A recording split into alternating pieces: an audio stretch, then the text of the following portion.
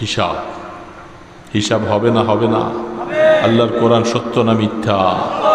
আল্লাহ পাক কোরআনে বলছে হিসাব হবে, ইনসাফের সাথে হবে।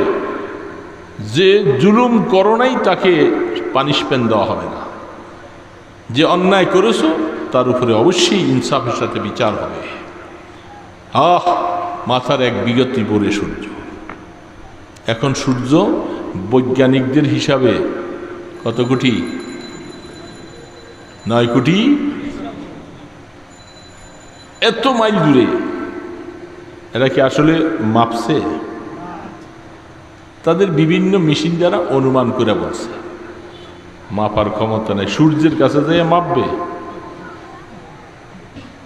এত উপরের থেকে তাপ দেয়, কলিজা শুকিয়ে যায়, আর সেখানে সূর্যের কাছে যেয়ে মাপবে?